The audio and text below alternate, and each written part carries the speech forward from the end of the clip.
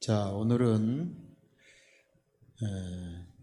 마침표와 율법의 요구, 마침표와 율법의 요구라는 제목으로 하나님 말씀을 함께 또 연구해 보겠습니다. 자, 로마서 10장 4절에 있는 말씀 다 함께 읽어보실까요? 시작.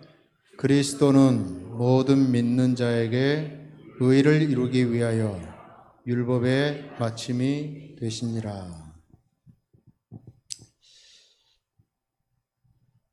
남자분들만 한번 읽어보시겠습니까? 시작. 그리스도는 시작. 그리스도는 모든 믿는 자에게 의를 이루기 위하여 율법의 마침이 되시니라. 이제 남자분들이 읽으셨으니까 여자분들 함께 시작. 그리스도는 모든 믿는 자에게 의를 이루기 위하여 율법의 마침이 되시니라. 자, 다 함께 안 보고 이제 한번 해보겠습니다. 그리스도는 시작. 그리스도는 모든 믿는 자에게 의를 이루기 위하여 율법의 마침이 되시니라. 저와 눈을 맞추지 않는 분들은 약간 다른 데 보고 계셨습니다.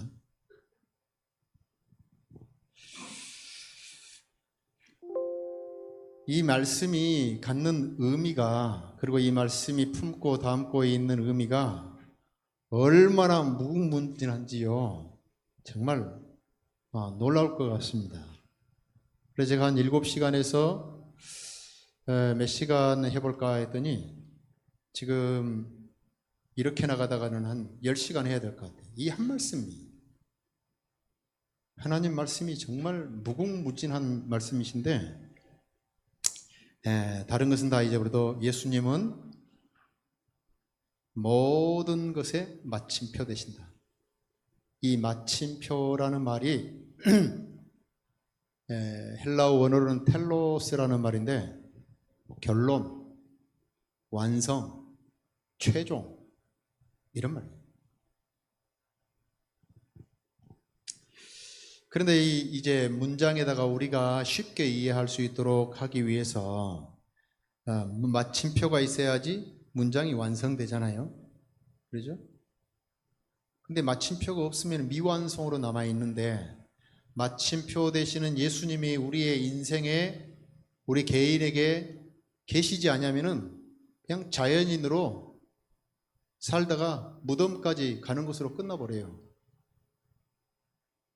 그런데 마침표 되시는 예수님이 우리의 삶에 함께 하시면은 우리가 비록 미완성인 것처럼 보이지만은 영원한 하나님의 관점에서 보실 때 완전한 조로, 온전하신 분으로, 성공한 사람으로, 승리한 사람으로 인쳐주신다는 것이죠. 여겨주신다는 것이죠. 그리고 새로운 문장은 마침표 다음에 시작된다. 다음 이제 앞으로 금요일, 다음 주 화요일 날 정도에 제가 이 부분을 한번 들어가 보도록 하겠습니다. 그리고 세 번째, 마침표 있는 문장의 의미로 뭐 하지 말라? 가감하지 말라. 우리가 신앙하면서 경험이 어느 정도 타고 신앙생활이 오래되게 되면은 뭔가 이건 좀 이렇게 했으면 좋겠는데 라고 생각하면서 우리의 삶의 교정을 주는 것은 좋지만은 하나님의 말씀과 때로는 하나님께서 우리에게 불변하다라고 하는 것까지도 때로는 이렇게 손대고 싶은 유혹을 받을 때가 있어요. 자의적으로 해석하게 되고 하나님의 뜻이 아닌 우리 인간의 뜻이 하나님의 뜻보다 더 이렇게 나은 것처럼 유혹을 받고 그런 시도를 하려고 하는 것들이 반드시 생깁니다. 하나님을 도와드리려고 하고 하나님의 하시는 역사가 뭔가 이렇게 미비하기 때문에 뭔가를 보충하려고 하는 생각이 들어진다니까요. 네 번째는 맨 마지막에 뭐가 있었다고요? 마침표가 반드시 있습니다. 우리 인생의 마지막에 40년, 50년 믿었느냐 하는 게 중요한 게 아니고 11시에 왔다 할지라도 정말 그분의 은혜를 붙들 수 있는 그런 마지막 마침표가 있어야 된다 이것이. 자, 우리가 가장 좋아하는 하나님의 이 성경 말씀을 정말 딱 요약한 영감의 글을 제가 다시 한번 우리 읽어드릴 테니까 우리 성도님들도 눈으로 따라 읽어보시겠습니다. 예수님은 우리를 위하여 죽으셨고 지금 우리의 죄를 벗기시고 우리의 의를 우리에게 주시려 하신다. 예수님, 나의 과거의 죄, 이 성전에 올라오기까지 나의 모든 허물들을 용서해 주십시오. 이 한마디면은 번개처럼 용서하시는 거예요. 가장 빠른 기도의 응답이 있다라는 것은 죄를 용서해 달라는 기도입니다. 그대가 자신을 그에게 바치고 그를 그대의 구주로 받아들이면 그대의 생애가 아무리 악하였을지라도 그의 공로로 인하여 그대는 의롭다 하심을 얻는다.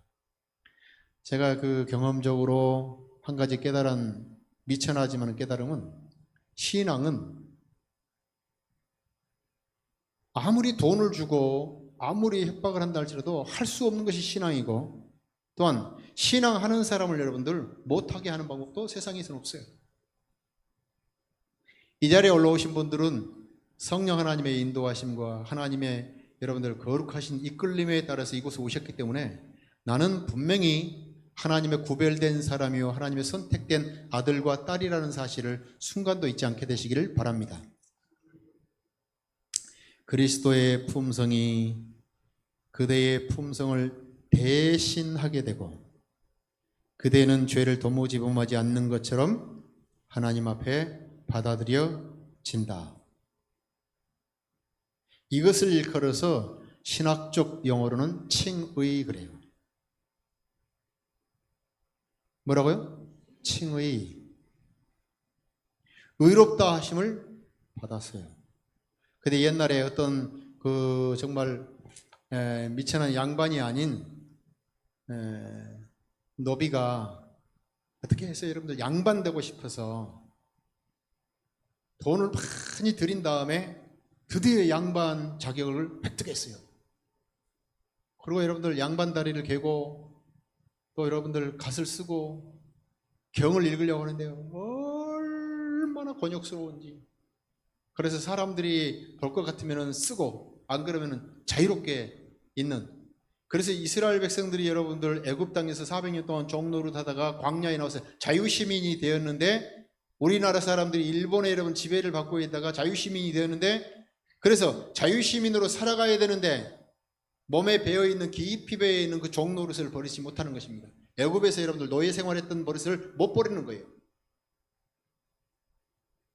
의롭다라고 칭의를 받고 하나님의 그 아들과 딸이 되었고 침례받고 여러분들 거듭남 생애를 살아가야 되는데, 가만히 내 모습을 돌이켜보면은 하는 속된 표현으로 꼬라지가 거듭나지 않는 사람 모습 그대로인 거예요. 그래서 많은 사람들이 실망하고 포기해버리고 싶은 유혹을 꽤 많이 받아요. 아니 장로님이 되어가지고, 아니 집사님이 그 정도밖에 안 되세요? 아니 목사님이 어쩌고 그럴 수 있어요? 그럴 수 있어요. 어떤 신학자가 말하는데, 얘기를 하는데 참 그게 굉장히 마음에 쿵 하고 와닿았다는 표현이 뭐냐면은, 제7일 안식일 예수 여름교인 가운데 때때로 어떤 사람들은 교회 오실 때에 한 손에는 거룩한 성경을 끼고 또 다른 손에는 뭐냐면은 짱돌을 들고 온대요. 뭘 들고 온다고요? 돌을 들고 온대요. 그래가지고 뭔가 율법적인 여러 가지 신앙생활의 규정에 안 맞는 거 있으면 순식간에 뭐 하려고 하는 충동이 들어요? 치려고 하는 유혹이 있대요. 정죄하려는 유혹이. 우리 중앙교회 성도들 가운데서는 그런 사람 한 명도 없어요.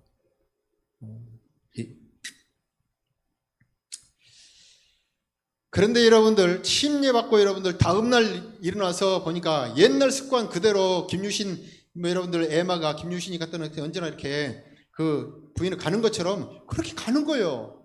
그럴 때일지라도 여러분들 어떤 생각이 나면은, 순간 지금 내가 다시 돌이키고 하나님 말씀을 붙잡을 때 하나님 아들과 딸로 인정된다는 사실을 기억하시고, 하나님이 그 다음 성화의 단계를 어떻게 이어가시느냐면은 똑같은 예언의 신 마지막 구절에 이렇게 돼 있어요. 이 부분을 정확하게 읽어봐야 돼요. 대신 칭해 주시는 칭의뿐만 아니라, 이뿐 아니라 그리스도께서는 무엇을 변화시킨다고? 우리 마음을 변화시키신다. 내가 변화시켜요? 아니면 예수님이 변화시켜 주셔요? 변화시켜 주신다는 겁니다. 내가 새벽 기도하고 내가 이렇게 현미식을 하고 이식을 하고 여러분들 시골 생활을 한다고 되는 게 아니고 하나님의 성령이 역사해서 창조적인 능력으로 우리의 마음을, 죄된 마음을 400년 아니 영원히 세포에 여러분들 굳어있는 죄성을 새롭게 봐라. 창세기 1장에 나타나는 그 능력으로 창조해 주실 때에 우리가 새로운 사람으로 창조될 수 있어요. 믿습니까? 근데 그걸 누가 하신다고요? 이뿐 아니라 그리스도께서는 마음을 변화시키신다. 그는 믿음으로 말미암아 그대 어디에? 마음 가운데 거하신다. 언제 거하시느냐? 말씀이 내 마음 가운데 있을 때. 그래서 재림 성도들은 언제나 말씀을 읊조리는 사람이에요. 말씀을 외워요. 다시 로마서 10장 4절에 있는 말씀. 그리스도는 모든 믿는 자에게 의를 이루기 위하여 율법의 뭐가 되신다고요? 마침이 되신다. 그런데 이곳에 여러분들 신앙인들의 여러분들 가장 핵심적인 내용들이 다 담겨져 있다니까요. 그런데 마지막 부분에 보시면은 율법의 마침이 되시니라라는 이 말을 우리는 쉽게 이렇게 이해할 수 있는 여지가 있어요. 뭐냐면은 율법의 마침? 율법이 폐지됐다는 말인가? 라고 이해하는 분들도 계시고, 율법의 마침이라고 했는데 아니 예수님이 우리의 모범이시기 때문에 우리도 예수님처럼 율법을 열심히 철두철미하게 지켜야 되지 않는가? 라는 것으로 이해하고 받아들이는 사람들이 있습니다. 한쪽은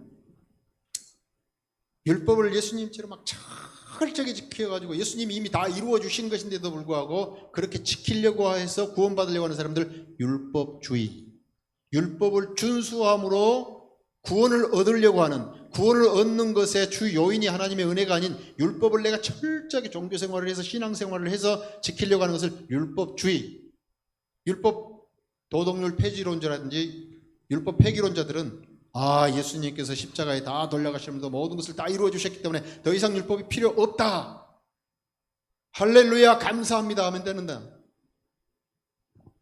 이것을 일컬어서 뭐라고 하면 시계추의 원리라고 그래요. 우리 성도님들은 시계추 원리라는 단어를 다 아시는 분들도 계시겠지만은 모른다 할지라도 개념은 다 알고 계셔요. 옛날에 자명종 시기가 여러분들 이렇게 왔다 갔다 왔다 갔다 하는데 언제나 극대 극으로 가지 중도 노선을 못 가는 거예요. 그래서 어떻게 가는 것이냐? 율법주의로 흘러버리든지 율법 폐기로 흐르는 것을 시계추 원리라고 해요. 그러니까 막 박명호를 갖다가 아니 신앙을 포기해버리든지 또 다른 데 극단으로 간다든지 이런 신앙, 막 천둥번개처럼 신앙을 했다가 또 확 식어버리면 그냥 신앙 포기해버리고 이런 것을 시계추 원리라고 해요.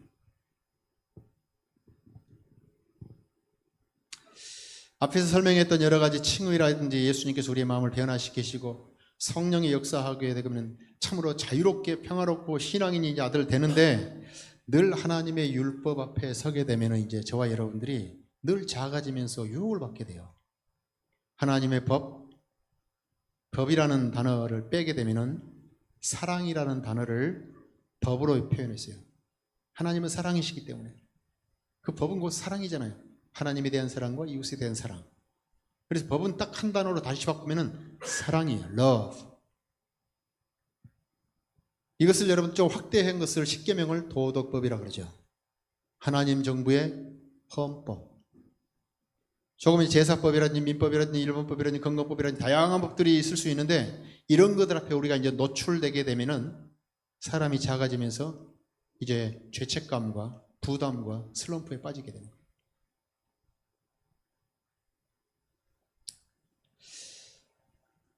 그런데 히브리서 8장 이제 새 언약을 소개하고 있는데 또 주께서 가라사대 그날 후에 내가 이스라엘 집으로 세울 언약이 이것이니 내 법을 저희 어디에 두고 생각과 저희 어디에 마음에 이것을 기록하리라. 나는 저희에게 하나님이 되고 저희는 내 백성이 되리라. 이것을 무슨 언약이라고 한다고요? 새 언약. 이 새 언약이라고 하는 것이 무엇인가? 에스겔서와 히브리서 8장에 나와 있는 이 새 언약은 하나님의 법을 어디에다 기록하는 것이 돌비에다 기록한 것이 아니고 우리의 어디에다가? 마음과 생각에다가. 이것을 새 언약이라고 하는데 이 새 언약이 뭔가 여러분들 이렇게 언약에 대해서 수십 시간 공부한다 할지라도 이렇게 간단 명료하게 요약할 수 있는 글이 없어요. 영감의 글 외에는. 이렇게 말했습니다. 새 언약이 뭐냐? 새 언약은 더 좋은 뭐라고요? 약속. 좋은 약속이 아니고 어떤 약속이요? 더 좋은 약속. 즉 죄의 용서의 약속과 이 중간 보세요. 마음을 어떻게 하고? 새롭게 하고 마음을 하나님의 율법의 원칙과 일치하게 하는 하나님의 은혜의 약속이 왜 세워졌다. 그 중간에 보세요.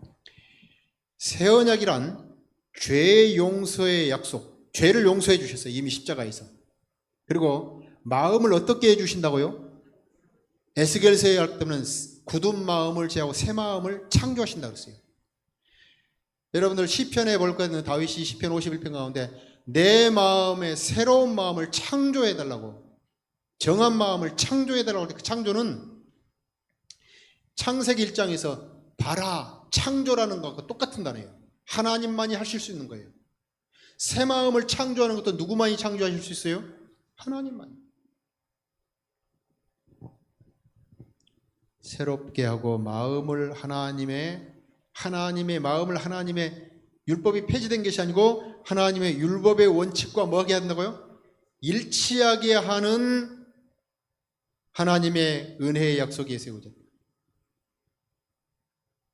많은 사람들이 이 새 언약 하게 되니까 옛 언약과 상대해서 이렇게 이 새 언약은 하나님의 법이나 의도를 변경하는 뜻에서 새 것이 아니라 그것을 비준하는 수단이 새 것이라는 뜻이다. 비준이라고 하는 것은 어떤 계약 문서가 있다든지 어떤 법이 있다고 하면 그것이 이제는 실효성, 적용되도록 하기 위해서 최종적으로 딱 사인을 한다든지 도장 찍는 행위를 일컬어서 비준 거래요. 국회에서 여러분들 최종적으로 어떤 법안이 상정되었을 때 최종적으로 뭐 다수결이라든지 아니면 과반수에 의해서 비준해 줄 때에 그것이 딱 승인되는 이후부터 실효성이 발휘되는 것처럼, 효과가 발휘되는 것처럼 옛 언약은 여러분들 내용은 새 언약의 내용이나 거의 똑같아요. 그런데 짐승의 피를 통해서 비준했고, 새 언약이라는 것은 예수 그리스도의 보혈로서 뭐 한 것이고 비준한 그 차이밖에 없어요.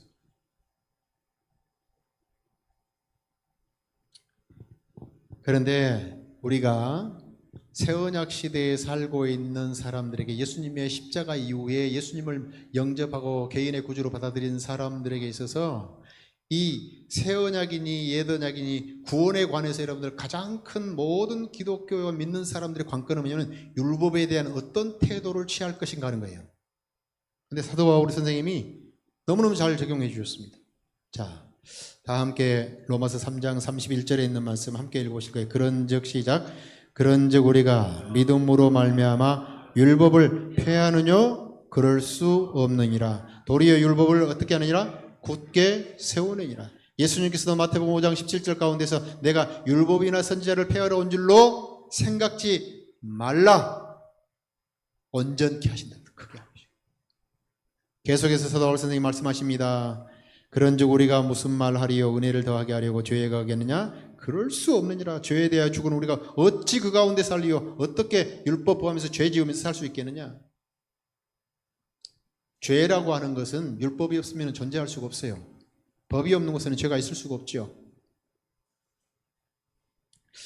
그런데 사랑의 사도 요한도 이 율법과의 관계되어 있는 말씀을 이렇게 말씀했어요. 너희가 나를 사랑하면 나의 계명을 뭐하리라? 지키리라. 너희가 나를 사랑하면 나의 무엇을 지키리라?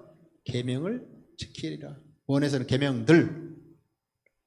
그를 안으라고 그의 계명을 지키지 아니하는 자는 거짓말하는 자요 진리가 그 속에 있지 아니하되 진실로 받아들이고 성령이 우리 마음 가운데 역사하여 새 언약 가운데 살고 있는 사람들은 그 마음과 생각이 하나님의 율법이 기록되어 있기 때문에 그 율법에 순종하며 생애야 한다라고 하는 것이 요한의 선생님의 요한 사도의 가르침이에요.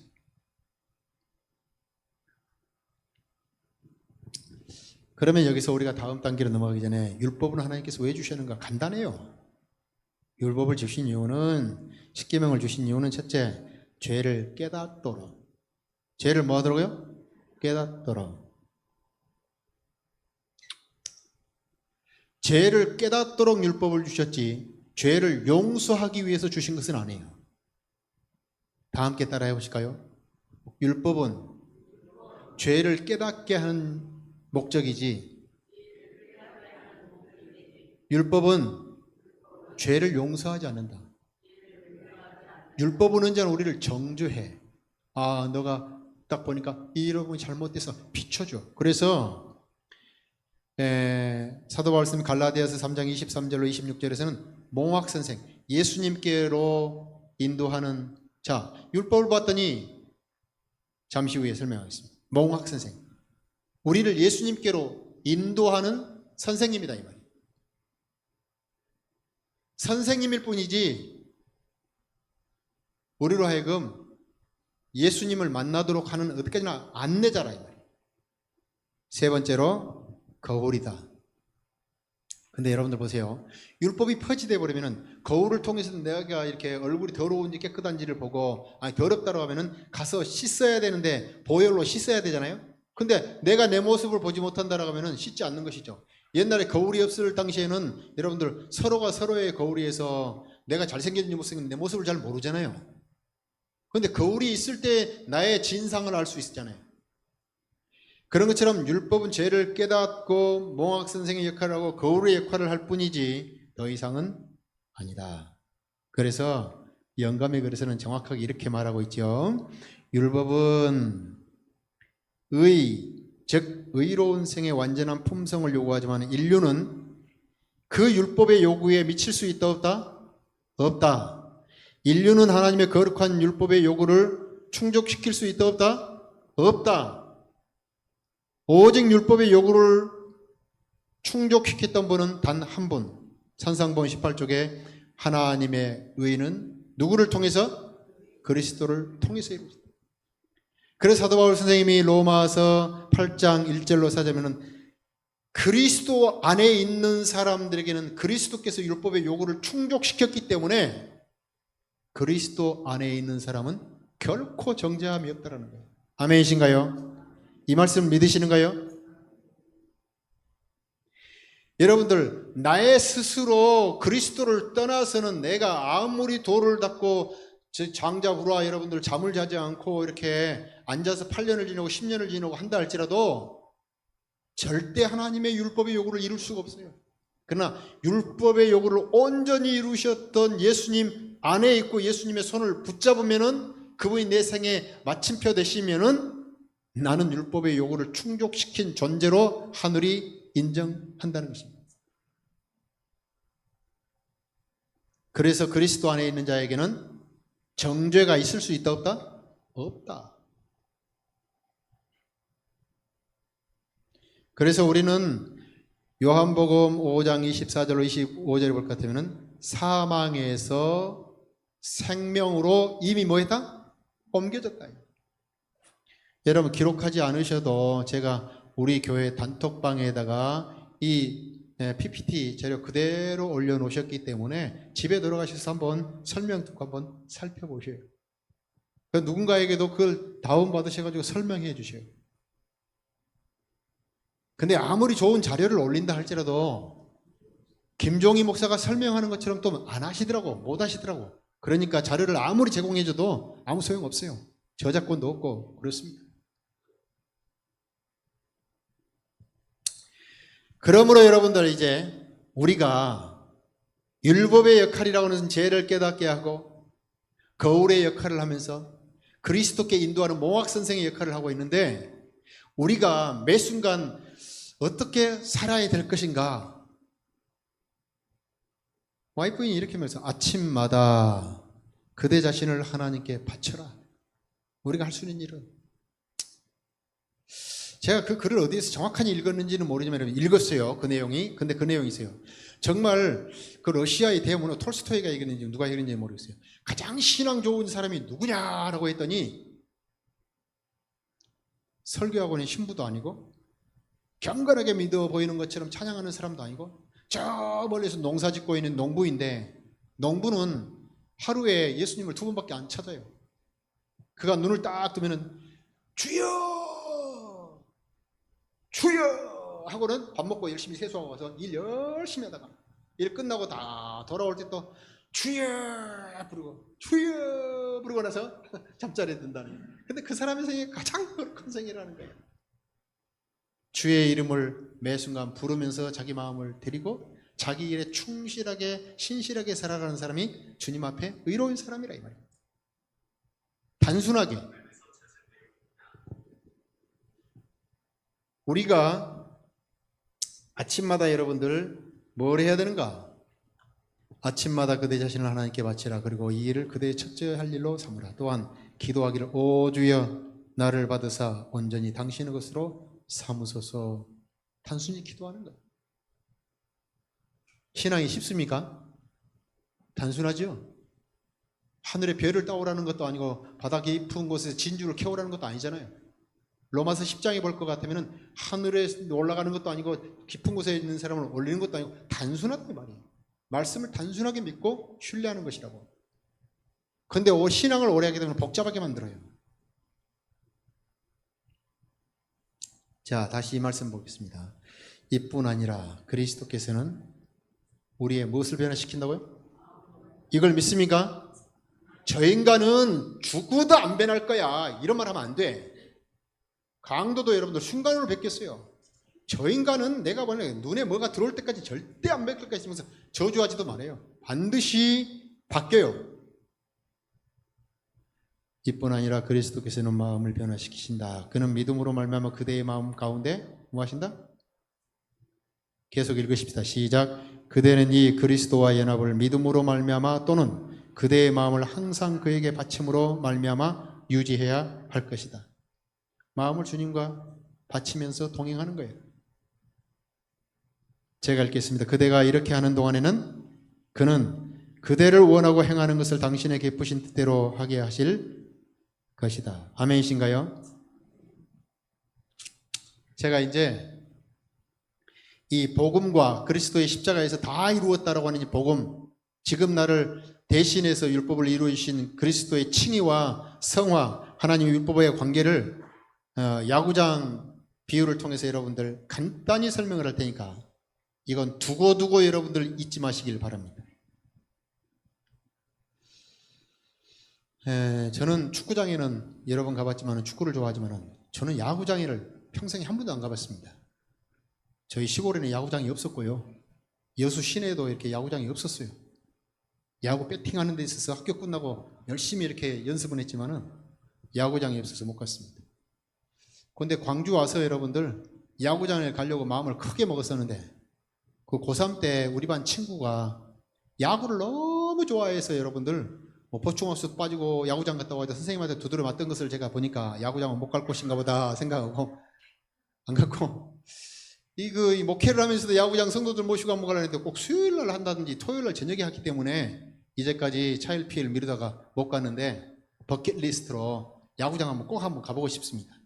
근데 야구장은 축구는 45분, 90분 이렇게 시간이 정해져 있기 때문에 2시간 맘먹고 가는데 야구는 길게 할 때는 또 막 2시간, 3시간 해버리잖아요. 연장전도 하고. 그래서 성질 급한 저는 야구하고는 조금 거리가 먼 것 같습니다. 그런데 언제 우리 한번 가보십시다. 네. 야구에 여러분들 쭉 보실 것 같으면 너무나도 잘 아시겠지만은 저와 여러분들이 정말 홈런을 쳐야 되는데 이 자리에서 보니까 딱 한 사람 외에는 그 홈런을 칠 만한 인상을 갖고 있는 분이 아무도 안 계시네요. 야구장 한 번도 안 가봤는데 사단 마귀가 던지는 그 강속구를 갖다가 맞춰가지고 여러분들 홈런 칠 만한 그런 위인이 아닌 것 같잖아요. 담임 목사인 저는. 김경훈 집사는 아마 저기 말로. 근데 우리 주장로님 정도는 조금 홈런 칠 만한 이렇게 힘이 있는 것 같아, 아직도. 근데 아마 그 박찬호나 이렇게 류현진이가 던지는 것도 못 맞춰가지고 홈런을 못 칠 거예요, 빨라서. 근데 여러분들 사단마귀가 강력하게 던지는 그 강력한 이렇게 공을 쳐가지고 여러분들 하늘에 딱 도달할 수 있도록 하는 그런 높은 표준의 것을 쳐야만이 홈런 해가지고 하늘에 갈 수 있었는데 홈인 할 것 아니요. 근데 홈런을 칠 만한 사람이 아무도 없어. 그래서 예수님이 이 땅에 인간으로 오셨어요. 그리고 사단 마귀가 던지는 그 강속구를 딱 들이셔가지고 딱 쳤어. 그런데 뭐가 됐어요? 제대로 치는 홈런이 된 거야. 그런데 홈런을 딱 치고 나서 돌아가셔 버렸네. 야구를 할 때 여러분들 주장님 대타라는 거 있죠. 역사에 보니까 홈런을 못 치던 사람 홈런 쳐가지고 너무 좋아서 기절한 사람도 있더라고요. 그런 사람이 이렇게 뛰어야 되잖아. 근데 뛰어야 되는데 딱 쓰러져 버렸어. 그러면 어떻게 해야 되죠? 야구 선수 가운데 한 사람이 그 사람이 이렇게 딱 터치하고 이렇게 뛰면 되더라고요. 또 대타. 설명이 좀 어줍지 않아도 그냥 그렇게 이해하고 있으면 돼요.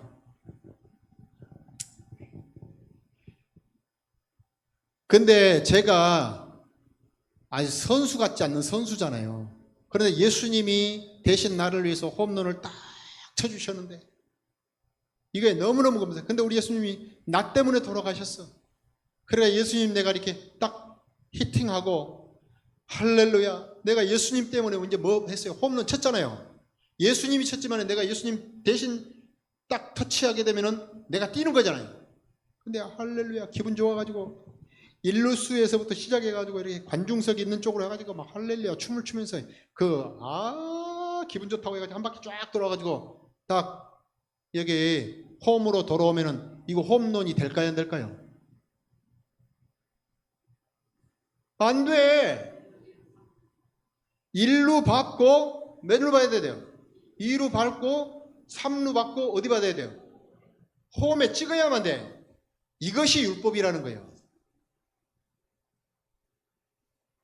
1루 밟고 있잖아요. 우리가 예수 그리스도의 십자가의 보혈로 도저히 구원받을 수 없고 하나님의 공의를 충족시킬 수 없고 율법을 온전히 다 지킬 수 없는 존재였어요. 그런데 예수님이 십자가로 말미암아서 우리가 온전히 홈런 친 선수로 여겨졌을 뿐만 아니라 그 기쁨과 감사함으로 여러분들 그냥 막 돌아다녀버리고 그러면 되는 게 아니고 1루 밟고 2루 밟고 3루 밟고 밟아야 되는 것처럼 하나님의 율법을 무시하고 할렐루야 감사합니다 막 기분 좋게 살아버리는 것이 아니고 1계명, 2계명, 3계명, 3계명을 여러분들 꼭 밟지 않는다 할지라도 그 마음과 정신을 그대로 받아들여서 사는 생애를 그래서 성령의 이끌림 받는 생애라고 그래요. 누구의 이끌림을 받는 생애라고요? 성령의 이끌림을 받는 생애. 이게 내 말이 아니고 로마서 8장 1절로 4절에 보면 이런 말씀이 있어요. 그러므로 이제 그리스도 예수 안에 있는 자에게는 결코 뭐가 없다고요? 정죄라고 하는 것은 율법에 저촉되는 행위로 말하면 죽을 수밖에 없는 선고받는 것을 정죄라 그래요. 정죄함이 없나니 이는 그리스도 예수 안에 있는 생명의 뭐가요? 성령의 법이. 성령께서 예수를 믿겠습니다 하고 이렇게 보혈을 받아들이는 사람에게 성령이 내 마음 가운데 자정하시는 거예요. 이제까지는 여러분 중력이 밑으로 끌어안는 것처럼 비행기가 날려가는 양력 있잖아요. 그런 것처럼 하나님의 성령의 법이 죄와 사망의 법에서 너희를 뭐 했음이니라? 해방하였습니다. 그리고 성령의 이끌리심대로 따라 사는 사람들은 율법의 요구가 온전히 이루어진 것이다. 아멘이신가요?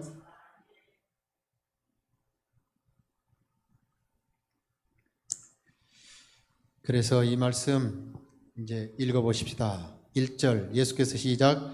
예수께서 그리스도이심을 믿는 자마다 하나님께로서 난 자니 또한 내신 이를 사랑하는 자마다 그에게 난 자를 사랑하느니라. 우리가 하나님을 사랑하고 그의 계명들을 지킬 때에 이로써 우리가 하나님의 자녀 사랑하는 줄을 아느니라. 하나님을 사랑하는 것은 이것이니 우리가 그의 계명들을 지키는 것이라. 그의 계명들은 무거운 것이 아니로다. 예수님이 나를 구원해 주셨다라는 그것이 너무나도 감격스럽고, 야구장에 한 번 가보지 않는 나에게 나를 위해서 홈런을 쳐주신 우리 예수님을 생각하게 되면 여러분들 정말 뛰는 것이 기쁨이요 감사의 즐거움이죠. 다음 금요일 저녁에는 마침표의 의미 쭉 이 네 가지 것 가운데 한번 해보시고, 다음 금요일 저녁에는 마침표와 입혀주시는 의의 옷이라는 것으로 한번 또 연구해 보도록 하겠습니다. 오늘 기도에 나오신 우리 모든 성도님들 주께서 축복해 주시기를 주의 이름으로 축복합니다.